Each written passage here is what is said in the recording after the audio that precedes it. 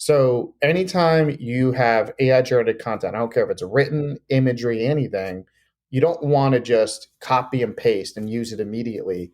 You got to make sure that every aspect of it is accurate. So you want to fact check things. You can ask for sources and go check if those sources are correct. You should legal check it, everything before you go use that in the public or in your marketing. You're listening to the Real Estate Sessions podcast, and I'm your host, Bill Risser, Executive Vice President, Strategic Partnerships with Rate My Agent, a digital marketing platform designed to help great agents harness the power of verified reviews. For more information, head on over to ratemyagent.com. Listen in as I interview industry leaders and get their stories and journeys to the world of real estate. Hi, everybody. Welcome to episode 366 of the Real Estate Sessions podcast. As always, thank you so much for tuning in. Thank you so much for telling a friend. Today, we have a very unique episode. I interview Craig Grant. This session was recorded at the High Tech, High Touch Summit in October of 2023 at the Buffalo Niagara Association of Realtors. Yes, Jeff and Lisa, through Results Consulting, has created this one-day session. This event combines technology with, as Jeff likes to put it, ships, friendships, relationships, which lead to championships. So this interview is a session on artificial intelligence, AI. It's all the rage. Craig's in high demand around the country, speaking at associations about AI and the future of AI in the world of real estate. Let's get this thing started. I hope you enjoy my interview with Craig Grant at the High Tech, High Touch Summit in Buffalo, New York. Craig, welcome to the podcast. Thanks, Bill. Thanks for having me. Yeah, well, look, we're here in Buffalo, and it's been wonderful talking to this crowd, and we've been teasing them for the last few hours that we're going to talk a lot about AI, and this is that opportunity. So I'm going to get this thing started right off the bat. First things first, should we be worried about our safety and security? Is AI coming to destroy us? Do you want the real answer, or do you want me to sugarcoat it a little bit for the crowd? Let's go somewhere right in the middle. Yeah, I mean, so there are some very legit concerns with AI. I'm sure you guys have heard all about the doomsday type stuff where, could AI become self-aware and could it tank the stock market or start killing people, kind of like Terminator type stuff. And the reality is that is a legit concern. And even some of the biggest people working on these projects admit they know they're working on something very cool and transformative, but they also know they're working on something that could really cause all kinds of major issues. So there is some legitimacy to the fear, but at the same time, a lot of these companies are trying to build in guardrails to hopefully make that not happen. You're telling me we should be slightly worried, but when it comes to online security and like what Google knows about us, that cat's way out of the bag, right? Way out of the bag. Yeah, I mean, and you and I were talking about this. Like, it really, like, every decade or so, another major thing comes into the market that does this same kind of fear. You know what I mean? You go back 25 years ago, it was just the start of the internet was going to end us all. Then it was social media was going to end us all. I mean, each kind of big movement does come with some concerns. This one, it's just evolving so rapidly that it does have some people kind of freaked out or scared.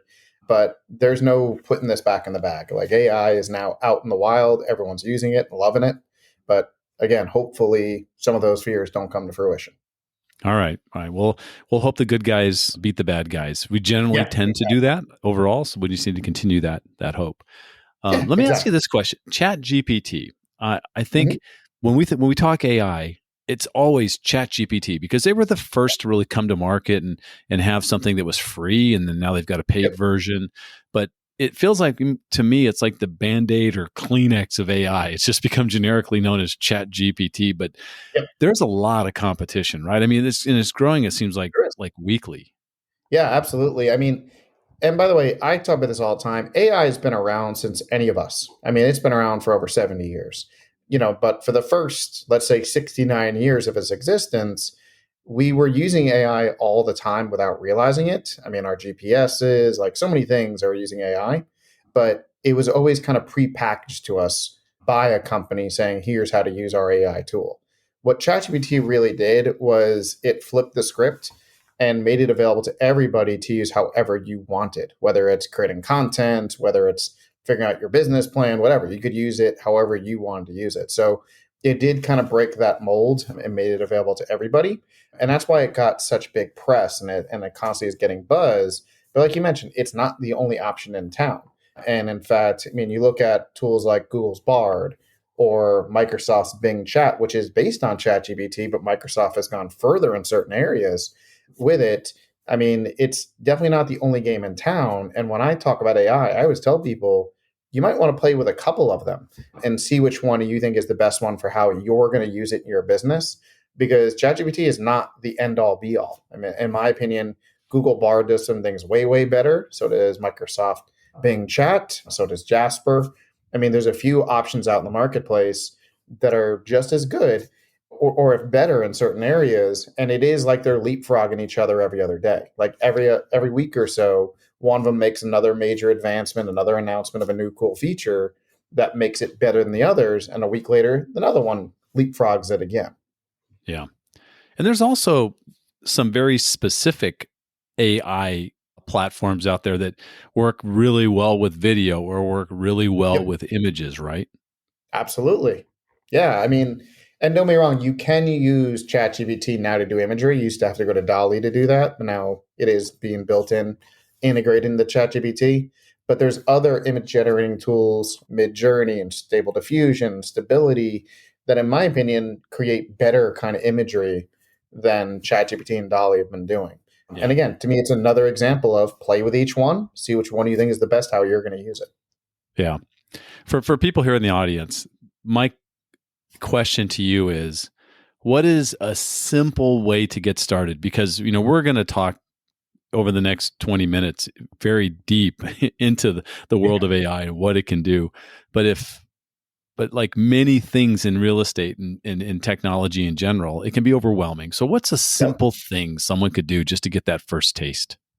I mean, to me, it's no different than any other new technology. Just get in there and play with it, and don't be afraid of it. I mean, you can start off with some pretty basic prompts, have it do little things for you, like help you come up with idea generation, or help you write a property description, whatever. And then you'll kind of like see just how powerful, how cool it is. And then you can continue iterating and tweaking until you really can really use it to its extent for your business. Because the reality is the possibilities of how you can use it is limitless. I mean, you can use it for every aspect of your life and in your business these days. And just like you've been saying, like now there's companies coming out with new tools all the time to tie into these products to make them even more specific and better. Yeah, you use the word prompt, and that's going to prompt me, Craig, to to go a little deeper Getting with that word, because yeah, the deeper the more I pay attention to what's happening in this new world, it seems to me that the prompts really are like, you must understand how to use those effectively, how to layer them upon top of each other, all yep, these amazing things you can do. But if you it's a garbage in, garbage out thing, going back to the old days of it is. computers, right? Yeah. Yeah. Yeah, I mean, and again, that's another thing where you just have to kind of get in there and play with it and keep trying to add in a little bit more as you go until you really figure out how to do proper prompting. But the prompt is the instruction or the task you're putting into these tools to have it create something for you, whether it's a custom image it's generating, whether it's that property description it's writing for you, mapping out your marketing plan. I mean, again, the possibilities are really endless of what you can do with it, and you won't really know until you get in there, start playing with prompting. Now, the other thing is there are tools now that can, if you can't figure it out, where they've already done the prompting for you. Like there's tools like AIPRM or Chat Guide and a few others, Prompt Pal, where they just have libraries of thousands of prompts ready to go. Where if you can't figure this out, just use one of their existing prompts. So, the whole idea though is again, get in there and play, and then you'll start understanding some of the capabilities, or just use a tool that already has it built in. I've heard that you can have put in a prompt of a rather lengthy prompt. Maybe it's a Mhm. paragraph or two, and then the result that comes out, you can say, great, now use this result in some other prompts, and then Yep. you can continue really fine tuning to like this nth degree, this Yeah. result you're searching for. Am I right with that? Yeah, I mean, so and that's something I teach all the time when I speak on AI is when you do an initial prompt, the first thing you can do is iterations. So in other words, you could let's say you put in a very generic prompt and it kicks out, let's say, that article for you. But you're like, you know what, this is too long. It doesn't really focus on the topics I wanted it to focus on. So you can go back and iterate or tweak as many times as you want. You can say, okay, this is great, but now make it shorter. This is great, but now please focus on rising interest rates or whatever it is that this thing's about. So you can tweak and tweak and tweak until you get the best possible result you're looking for. So those are called iterations. And then the other thing that I always coach, and this is where to me the power of the prompts gets to another level, is when you can do what are called sequences. So a sequence is when one prompt builds on a previous prompt. So an example I always give in my classes or events is your first prompt could be something like, "Hey, give me the top 20 ideas that I should, blog or post about on social media for a realtor in my market trying to reach first-time home buyers." So that first prompt would kick out a list of those 20 ideas. And then your second prompt, the sequence, could be now go write me the blog post for idea number one in that list, and idea number two, and idea number three. So the program remembers your initial prompt, and then you can build on top of it.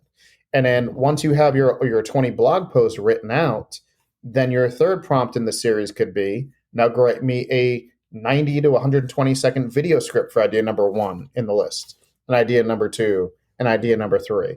So, like when you start understanding how you can tweak and iterate, and then you can build out sequences, this is what can really allow you to kind of map or plan out your whole year's worth of content in a one sit down session. Wow. Yep. Wow. Okay. Yeah. Yeah. So I think everyone here has got the same expression I do. It's like, wow, not realizing how deep this could go. Yeah. Let me ask you the tough question. And this is important. We have certain people in the room that will want to hear your answer to this question, but what are the compliance issues for realtor use, right? There's a few things that realtors can and can't do. Yeah, I mean, well, first of all, you got to understand the source of content in the AI databases is everything on the internet. And we all know there's a lot of false, misleading, and just bad information out there on the internet, and that's in the system. So you talked about the crap in, crap out. Well, that's potentially in the content. So anytime you have AI generated content, I don't care if it's written, imagery, anything, you don't want to just copy and paste and use it immediately. You got to make sure that every aspect of it is accurate. So you want to fact check things. You can ask for sources and go check if those sources are correct. You should legal check it, everything before you go use that in the public or in your marketing. And when we talk about legal checking, one very specific law that you got to be really careful of in the real estate world is fair housing. So, for example, a tool like ChatGPT or Bard doesn't know about fair housing. So if you ask it to write you a property description with infringing things in your prompt, such as perfect for a young family, it'll kick out a property description with young family in it, which would be a violation because you're talking about familial status, right? So it wouldn't know that it's creating a violating thing unless you ask it to refer to fair housing laws. So, for example, you can say, factoring in federal fair housing laws, might write me this property description. And then it would do its best to compare the fair housing laws to your property description, make sure there's nothing offending.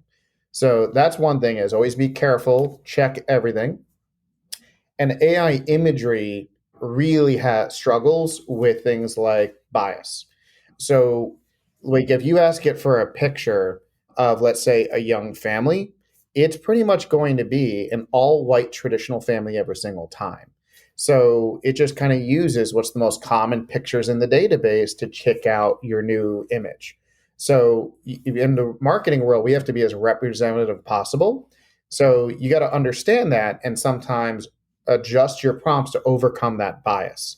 So, for example, you might want to put into your prompt a young Hispanic family, Asian, African American, whatever, or mixed if you're looking for more variety in the imagery in your marketing, because it will kind of kick out stereotypes with bias. And then there's the one biggest question when it comes to AI content. Is it even legal for you to use in your marketing? And the answer is, as of right now, everything generated with AI is 100% legal and safe to use. And the reason is the US Copyright Office basically said they don't want to get involved in this. They really want the legal system to figure it out. And there are several cases that have been filed trying to sue for AI generated content, including a few cases against the Copyright Office. So eventually, one of those cases, or maybe more than one cases, will play out and set a legal precedent. But until then, everything generated with AI is legal and safe to use. So run with it and love it. And by the way, very recently, both Microsoft and Google have said they will defend anyone who gets sued for AI generated content using their tools. All right, I'm going to call this next question shock and awe time. This is, I think, I've been blown away by what's doable right now, because I would talk to you or Alex or other people and say things like, "Well, I mean, how long will it take before we can do this?" And your response is always the same, Craig. You go, "That can be done right now. That's being done right now." So Yeah. let's break down the different sections, if you will. Because I look at video different than I do audio, different than I do, say, presentations or text. I guess Yeah. all of this is content, right, in some way, shape, or form. But like, for example, in the world of video, right, there is a tool out there that lets me read a teleprompter and fixes the Yep. fact that I wasn't looking at the camera. What's the name of that one? And let's go down that Descript. path. Let's just kind of break down a Yeah. few of these different things that can be done right now. Yeah. So I'm pretty sure the tool you're talking about is Descript. Descript can do all aspects of video creation and editing using AI. So, for example, you can use it to create the video content. You could say in scene one, I want a video clip generated of a man and woman running down the beach holding hands at sunset. In scene two, I want them eating at the kitchen table. Scene three, I want them in front of a house with a sold sign. It'll generate each of those clips and basically create your video with AI. You can also use it to edit video with AI. So, for example, let's say you did a 3-minute video recording of you speaking. Well, you can say, I want you to trim out anytime I said ums or ahs, and I want you to remove this part of the video by just editing the script and fully edit your video using AI. And what you're talking about with the eye fixing or eye tracking, they recently added that in as well. So you could be staring down at your phone, reading a script the entire time, and then the software will fix it to make sure make it look like you're staring at the camera the whole way. So that's one called Descript. It's becoming really popular because it's, again, using AI just about all aspects of video editing and creation. So pretty cool one. I actually used Descript myself, right, for the audio component that it does as well, because it to be able to take out ums and ahs and to fix that whole piece of the podcast interview, I think is fantastic. So it's Absolutely. come a long ways. I guess when I first started using it, I wasn't as happy, but like everything, every generation just gets better and better. Yep. Let's talk about presentations. I think this is amazing, right? Agents and coaches and trainers are always trying to put together the latest, greatest presentation. Talk about some of the tools that are out there in that realm. Well, I mean, first of all, we really haven't talked about Canva at all. Right. Canva has become a category killer for so many things. Like I've been saying for years that it's so amazing just from the graphic design standpoint, where you can use it to build out any of your marketing materials. And last year they added in an Office suite to it where you can create Word documents and presentation slideshows and spreadsheets and everything. And then recently they've rolled out a whole suite of AI tools. And so the one of them they've added in is called Magic Presentation, where you can basically just give it an outline. It'll build a slide deck for you using AI, or just give it a topic and it'll build out a slide deck for you. So that's pretty amazing. I mean, there's other ones outside of Canva like Beautiful.ai and a few others that are doing similar things. But I mean, literally, if you don't have the skill or the whereabouts to build out your own slide decks, there's tools like Canva or Beautiful that are now doing it fully for you. There's also the ability for companies, and I know there are some companies that are doing this. For example, there's some franchises that are using AI, and it's not going out and searching the entire internet. It's only looking at the database that they're telling it to look at. So I could go to my I can go to my app and I can say, tell me how many deals I've done this year and what's my commission so far. And it will just dig that out of the company business, company information, and supply that back. And of course, that's going to be self-contained. It's a walled garden, right? It's only people that have the login credentials to get into that AI. I heard someone say that why couldn't you just take some MLS data as an agent and drop it into a chat GPT and say, and analyze this for me and tell me how things are going? Is that possible? Absolutely. So the way tools like ChatGPT and Bard work is they're scraping the whole public internet, right? Like what's out there that's not behind a login or a firewall. So typical tools like ChatGPT or Bard can't you get into your MLS data unless you provide them access to it. So for example, you can provide a link or you can provide a file and upload that let's say a PDF file of all the data and reporting and say, go through and analyze this and provide me summaries and charts out of it. So as long as you provide it the source of the material, now it has access to it, even though it's not on the public internet. Yeah, I think that's fantastic. I mean, we're being told constantly, or agents are being told constantly that, hey, show that you're the expert in the area and show that you really know the local market. And now you can just generate these amazing results from that data. I think that's going to be great. So let's continue down that path a little bit, Craig. In your mind, what's the long-term view? And I know that's hard to do because especially it's changing so fast, but what would your long-term view of the impact of this explosion be on real estate? I think it's going to change just about every aspect of real estate. Like there's that whole argument, is it going to eliminate realtors? Is it going to do that? I don't think it's going to eliminate realtors, but I do believe that there's not going to be 1.5 million realtors in the industry a few years from now. I think AI is going to create another level of super realtors who have way better customer service and way better communication because they're utilizing these tools. But I think every inch of real estate is going to change because of AI. The way we communicate with our customers, the way we market to them, just the day-to-day job of realtor, how listings are entered into the MLS is going to change, how properties are searched and found, the process of an agreement, how long it takes to get to closing, I think is going to completely change and be affected by AI. So I really do think it's going to change almost every inch of real estate. Craig, what you just said there just kind of jogged my memory. We seem to have forgotten a bit about blockchain and ledgers and smart contracts and all that great stuff.